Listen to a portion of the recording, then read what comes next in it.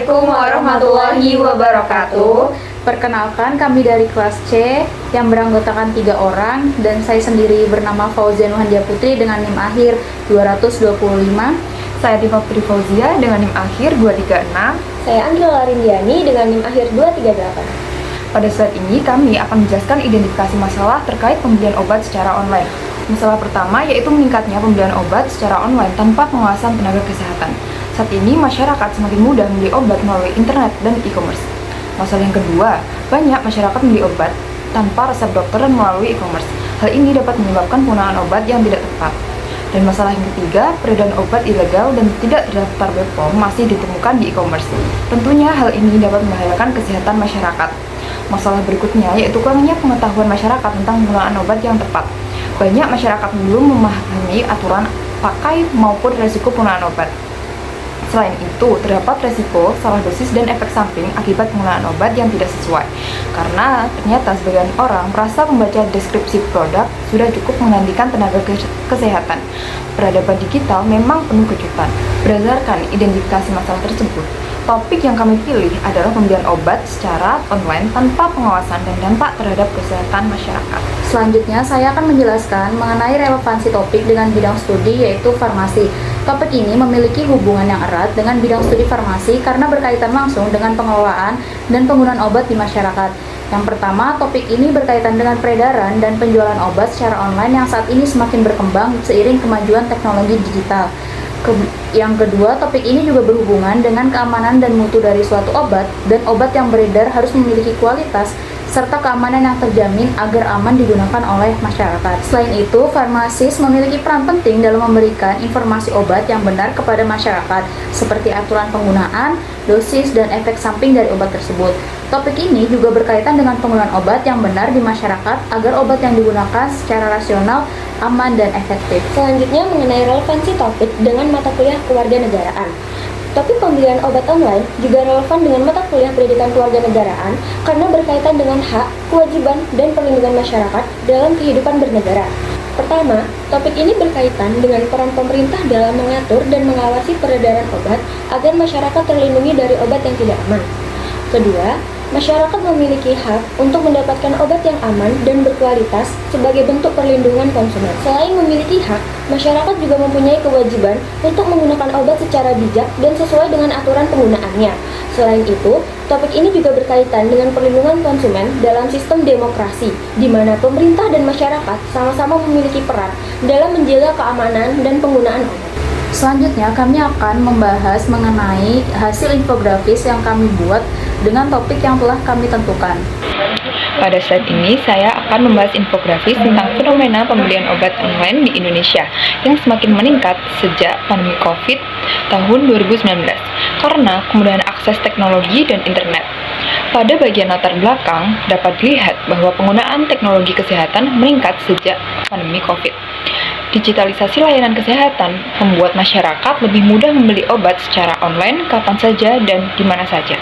Kemudahan ini menjadi salah satu penyebab meningkatnya pembelian online di Indonesia. Karena tentu saja manusia lebih suka klik langsung beli dibandingkan dengan antri di apotek. Selanjutnya, pada bagian data penggunaan dan tren, berdasarkan data APJII, tahun 2023 penggunaan internet di Indonesia mencapai 78,19%, atau lebih dari 215 juta orang. Tingginya penggunaan internet membuat pembelian obat online semakin meningkat karena dianggap praktis, cepat, memiliki banyak pilihan, dan sering menawarkan promo menarik. Namun, BPOM tahun 2022 mencatat sekitar 15% penjualan obat online merupakan obat keras, dan sekitar 60% pembeliannya dilakukan tanpa resep dokter.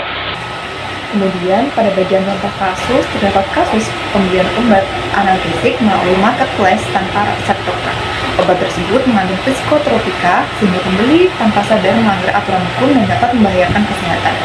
Pada bagian regulasi, pemerintah telah mengatur penjualan obat online melalui UU Perlindungan Konsumen, PP nomor 71 tahun 2019, UU nomor 35 tahun 2009 tentang narkotika, serta PerBepom nomor 8 tahun 2020 mengenai penjualan obat tertentu secara online. Jadi dapat disimpulkan bahwa pembelian obat online memang memberikan kemudahan, tetapi masyarakat tetap harus bijak dan tidak membeli obat keras tanpa resep dokter. Slide ini, saya akan membahas mengenai permasalahan dan dampak dari pembelian obat secara online tanpa adanya pengawasan. Seperti yang kita tahu, perkembangan teknologi digital saat ini memberikan kemudahan dalam memperoleh berbagai macam kebutuhan. Salah satunya adalah obat-obatan. Namun, di balik kemudahan tersebut, terdapat sejumlah permasalahan yang dapat berpotensi menimbulkan resiko bagi kesehatan masyarakat umum. Salah satu permasalahan yang sering muncul adalah peredaran obat secara ilegal.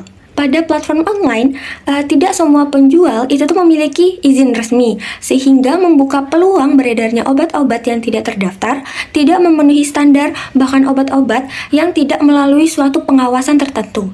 Sebagai contoh, terdapat obat yang dijual secara online, namun di dalamnya tidak terkandung zat aktif obat sesuai ketentuannya, atau justru di dalamnya itu terdapat suatu senyawa yang tidak diketahui dan dapat merugikan.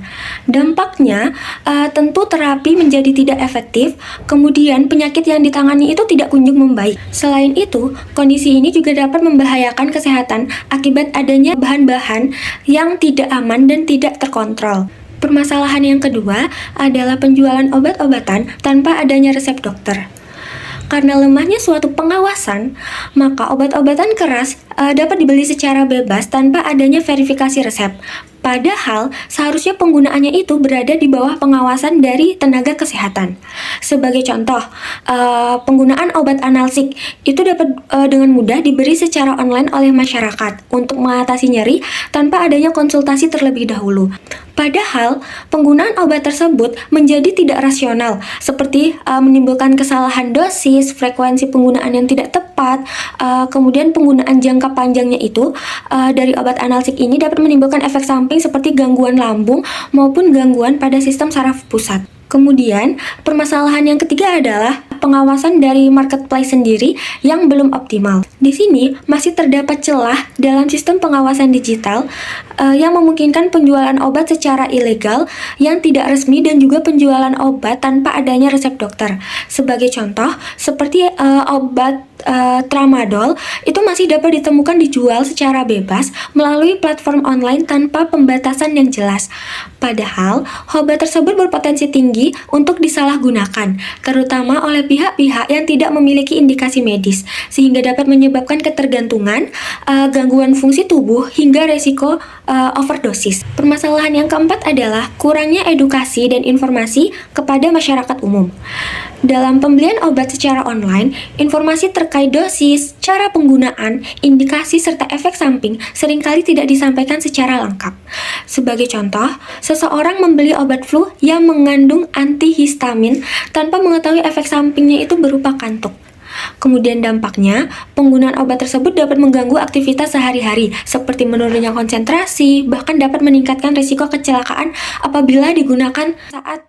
Kemudian, dalam konteks kewarganegaraan, permasalahan ini tentu berkaitan dengan hak masyarakat untuk memperoleh perlindungan kesehatan yang aman dan layak, serta kewajiban pemerintah dalam mengawasi peredaran obat, khususnya di platform digital.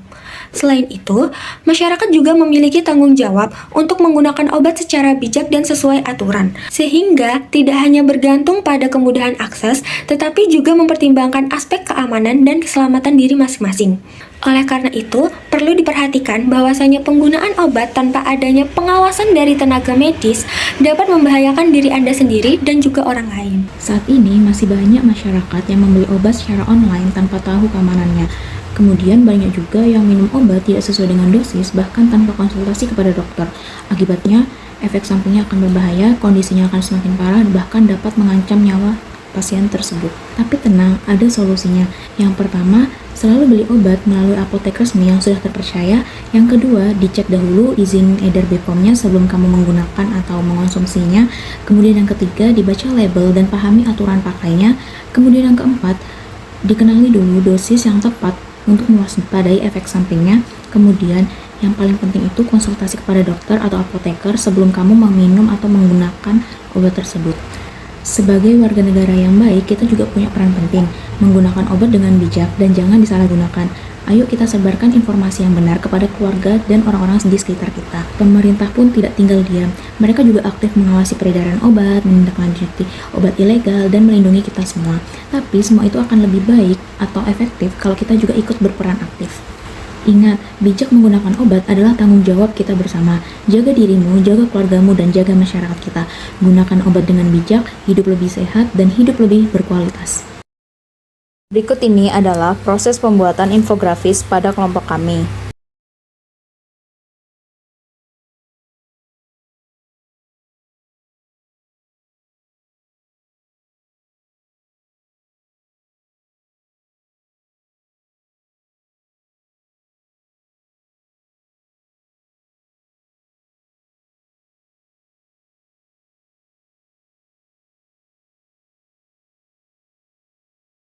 Sekian dari video kami, kurang lebihnya mohon maaf. Wassalamualaikum warahmatullahi wabarakatuh.